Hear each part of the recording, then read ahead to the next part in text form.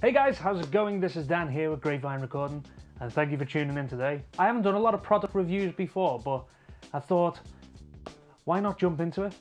Now, I've been doing audio for a good couple of years now, and during that time I've been fortunate enough to use quite a bit of equipment.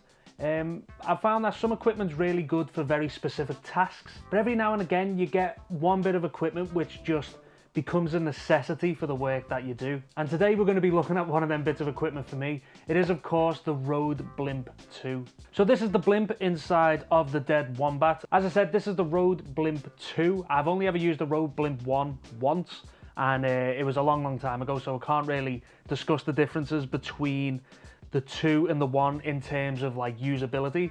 I know a couple of differences between the two that I will talk about right now. First of all, the Rode Blimp 2 is very like distinctive because it's got a see-through pistol grip, so you can kind of got holes through. The other ones are kind of an enclosed design, so that's one of the main differences that you will know.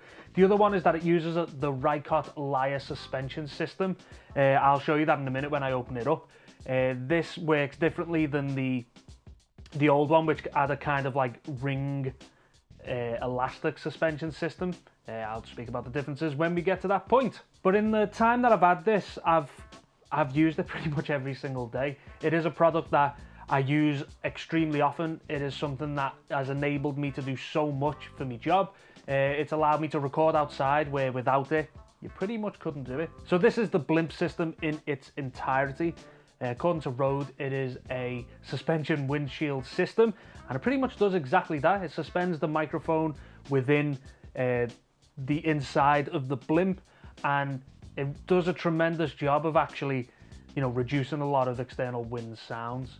What I'm going to be doing at the end of this video is we're going to go outside, set up the microphone, and we'll move up the different levels of wind reduction that I've got, just so you can hear the difference. It's not an overly windy day outside, so I won't be able to show, like really high wind scenarios, but just in everyday general weather use, you could be able to have a listen. I'm going to set it up, the microphone with no windshield whatsoever, with kind of the standard Rode windshield, the Dead Cat, which is like a smaller version of the Dead Wombat. We will remove the Dead Wombat and just put the Blimp system itself, and then I will include like a full version with the Dead Wombat and everything, so you can hear the differences in wind reduction. And if any of you are on the fence about buying it, take it from me that it is an absolute must. If you want to try and do this job professionally, if you want to try and record outside, any filmmakers out there, audio guys, if you want to, you know how much work involves being outside, and this is just such a silver bullet to solve like any wind problems. The amount of films that I've worked on where the audio's come in and you can tell that like nothing like this is being used, a lot of the audio is unusable, and for the amount of money that it costs, it really does save time and really makes the audio and the production quality go up through the roof. That being said, if any of you guys are interested in checking out the Rode Blimp, there'll be a link in the description if you just want to go and have a look, see what you think. So let's open it up, shall we? The Dead Wombat is pretty straightforward just to take off. It literally just goes over it, so you just pull it off. It's got like an elasticated thing that you can tighten it up with. And then this is it. This is the inside of, well, this is the blimp itself, not the inside of the blimp. And to open this up, it's very simple. You just twist and it comes off. Twist and it comes off. There's two little toggles at the bottom that you just unscrew, and it comes off the front. So this is the inside of the blimp. This is the Lyre suspension system by Rode that I was speaking about. So the microphone just kind of sits in. I'll just put a microphone in so you can see. This is a Rode NTG2 microphone that we're going to use. Pretty much the shotgun mic that I use most of the time. It's very simple to connect to. You just pop it in there. Pop it in there. Make sure kind of all lines up as you would like it. That'll do. And that's pretty much it. It is on the suspension system, and pretty much good to go. It's got an inbuilt XLR cable as well, which can be connected up like so. This is kind of can be adjusted for the balance of the microphone. If you've got a really long microphone, you don't want it to be too front heavy or anything like that. So you get a little screwdriver that you can use to adjust adjust this. Sorry, I'm just making sure that we are indeed in focus.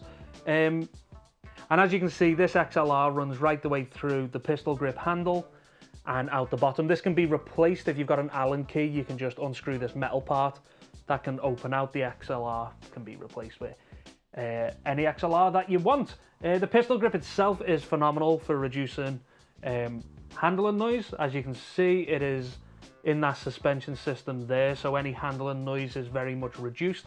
Personally, I want to replace this XLR. This is the stock XLR that comes with it, because this excess wire, as you can potentially see, knocks into the suspension mount and you get a little bit of handling noise through that. So I want to remove that and have an XLR that is like the perfect size so it stays rigid, which is kind of what I'm after. It's very, very easy for it to be set back up. Again, I'm just making sure I'm in focus for you.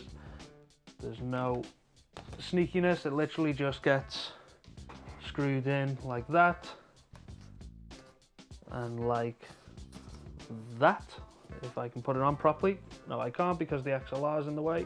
That closes. There's a cool little gap at the bottom for the XLR cable so it can be completely enclosed. And that's pretty much it. The Dead Wombat is very, very, very simple to connect it back in. All you do is basically just slide it in. Sorry, it's hard to actually get it all on camera. You just slide it in, push it in, like so. And again, you've got this elasticated part that you can just tighten up to better enclose the gap at the bottom. And that's basically it. Just move out of the way so you can kind of see what it's like. As I said before, you've got your XLR at the bottom and you've also got a mic stand connection as well. You've probably seen these on like news reports, you know, a guy with a boom pole pointing this at someone. And that's basically the idea of what it is. You don't really get an awful lot in the box to kind of, you know, like eye candy wise, but for what it does, it is very much worth the money. It is an absolute investment in your work. It will improve your audio, like your field recording audio if you're outside, by an unimaginable amount. But I'm gonna let you have a listen yourself. Don't just take my word for it. We're gonna go outside, set up a couple of microphones. Well, set up one microphone in multiple conditions, and you can hear the difference that it makes, and you know the difference that some of the other wind reduction systems make, and you can basically make your own mind up. So yeah, let's go. It's actually a pretty nice day to be outside. It's not the most windiest day in the world today, considering it's the middle of October. It rained and was very windy yesterday, but as it normally is, it's always sunny when you need rain. We should be able to move around and kind of find a little bit of wind. During each recording, the camera will obviously be on the microphone so you can see what kind of wind reduction system, if any, is in use. Also, what I'm going to be doing is creating kind of a SoundCloud link, which will have all like the unprocessed versions of this recordings, just so, you know, YouTube doesn't actually compress them too much that it's unhearable. So there'll be a link in the description with all, you know, which will send you over to SoundCloud, where you can get kind of the best quality audio files that I can provide. But other than that, let's see how we get on.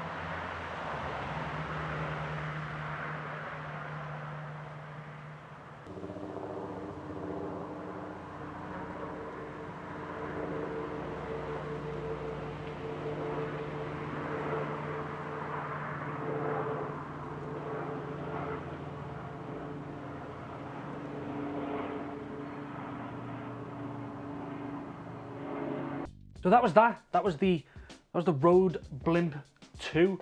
As a test, I think it was pretty successful. It's difficult at times when it's not super windy, so a lot of the, you know, the things that you're listening for aren't super loud and make a massive difference from one to one. Just because, you know, if it was very, very, very windy, it would have been a little bit more obvious. So I'm probably going to do this test again when the weather gets even worse.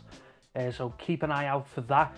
I guess my overall opinion with the Blimp is that it's always worth having, because it's always worth having that safety net. Putting the microphone inside the Blimp to not inside the Blimp doesn't really overly colour the sound that much. So it's always worth having, because you just never know. You never know when the weather's going to take a turn, whether it's going to start getting windy. You know, things like that are pretty difficult to predict. And it's always worth, I think, having that safety net, because not having it means you've got to redo the whole thing, and people don't like that. People don't like having to do more than they necessarily have to. And that's why, if you'd ask for my opinion, it is something I would wholeheartedly recommend getting.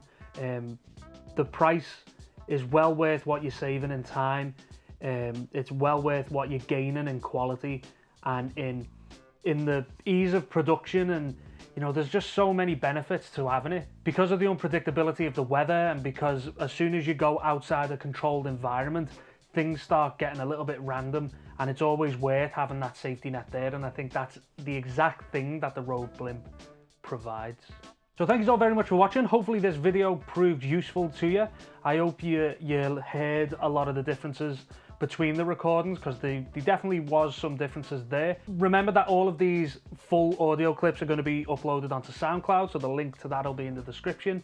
If you're not a subscriber to the channel, please consider subscribing. I'm sure you'll find something here that you will find enjoyable. We're going to do more tests like this. We're going to go out into the world and record some cool things. So yeah, and I just wanted to ask a kind of question to you guys, the question of the day, if you will.